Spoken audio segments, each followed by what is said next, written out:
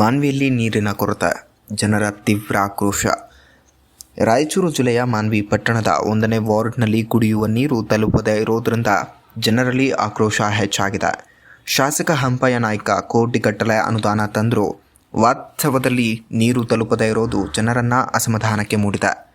ಪುರಸಭೆ 24 ಗಂಟೆಗಳ ನೀರು ಸರಬರಾಜು ಎಂದು ಹೇಳಿದರೂ ನೆಲದ ಮೇಲೆ ಯಾವುದೇ ಬದಲಾವಣೆ ಕಾಣದ ಕಾರಣ ನಾಯಕರು ಪುರಸಭೆಗೆ ಮುತ್ತಿಗೆ ಹಾಕಿ ತೀವ್ರ ಅಸಮಾಧಾನವನ್ನು ವ್ಯಕ್ತಪಡಿಸಿದ್ದಾರೆ.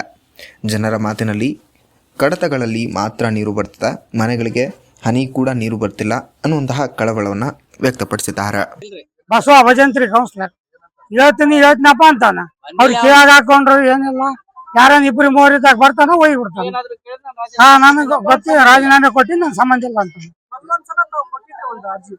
ಕೊಟ್ಟಿದ್ವಿ ಅರ್ಜಿ. ಕಳಿಸ್ತೇವ್ರು, ನೀರು ಕಳ್ಸಕ್ ರೆಡಿ ಇಲ್ಲ ಅಲ್ಲ. ಸುಮ್ನೆ ಬಂದ್ರು, ಅಲ್ಲಿ ಖಾಲಿ ಪಕ್ಕದಾಗ ಬೋರ್ ಹಾಕಿದ್ರು. ಬೋರ್ ಹಾಕಿ ನಾವೇನಂತೀವಿ, ಅಲ್ಲಿ ಯಾರದಾರ ಮಂದಿಗಳು ತುಂಬಾ ಬೋರ್ ಹಾಕಿದ್ರಿ, ನೀವು ನಮ್ಮ ವಾರ್ಡಿಗೆ ಕೊಡ್ರಿ ಕಲೆಕ್ಷನ್ ಅಂದಾಗ ಪೈಪ್ ಲೈನ್ ಮಾಡಿದ್ರು. ಬೋರ್ ಹಾಕಿ ಟ್ಯಾಂಕರ್ ಮಾಡಿದ್ರು, ನೀರಿನ ಟ್ಯಾಂಕನ್ನು ಮಾಡಿಬಿಟ್ರು. ಮಾಡಿ ಕೇಸಿ ಅವ್ರು ರೊಕ್ಕ ಎತ್ಕೊಂಡ್ರು, ತಿಂದ್ಬಿಟ್ರು. ಬಣ್ಣ ಸುಣ್ಣ ಹೊಡೆದ್ರು. ಹೆಣ್ಮಕ್ಳು ಹೇಳಿದ್ರು ನಾಳೆ ನೀರ್ ಬರ್ತದ ಅಂತೇಳಿ. ತಿರುಗಿ ನೀರೇ ಬಂದಿಲ್ಲ. ನೀರ್ ಐತೆ, ಬೋರ್ ಇಳಿಸಿದ್ರೆ ಗೊತ್ತಾಗ್ತದ. ಅದು ನೀರು ಬೋರ್ ಹಾಕಿಲ್ಲ, ಯಾವ್ದಿಲ್ಲ. ಸುಮ್ಮನೆ ಬೋಗಸ್ ಬಿಲ್ ಎತ್ಕೊಂಡ್ ತಿಂದು ಸುಮ್ಮನೆ ಜನರಿಗೆ ಯಾರು ಹಾಕ್ತಾರೆ? ಸರ್ಕಾರಕ್ಕೆ ಖರ್ಚು ಹಾಕ್ತಾರ, ಸರ್ಕಾರ ಜನರಿಗೆ ಆಗ್ತದ. ಇಷ್ಟು ತೊಂದರೆ ಕೊಡ್ತಾರೆ ಅನ್ನೋದು ಹೆಂಗ್? ನೀರಿಂದು ಇದು 15 ವರ್ಷದಿಂದ ಐತಿ, ಇದು ಈಗಿಂದಲ್ಲ. ಇದು ಈಗ ಕಾಯೋಕೆ ನೀರಿಲ್ಲ, ಬಟ್ಟೆ ಒಗ್ಯಾಕ ಈ ವರ್ಷ ಅಷ್ಟೇ ಬಂದಿದೆ ನೀರು. 15 ವರ್ಷದಿಂದ ಸಮಸ್ಯೆ ಐತಿ. ಯಾರು ಅಧಿಕಾರಿಗಳು ಬಂದಿದ್ರು, ಬಂದ್ರು, ನೋಡ್ಕೊಂಡ್ರು.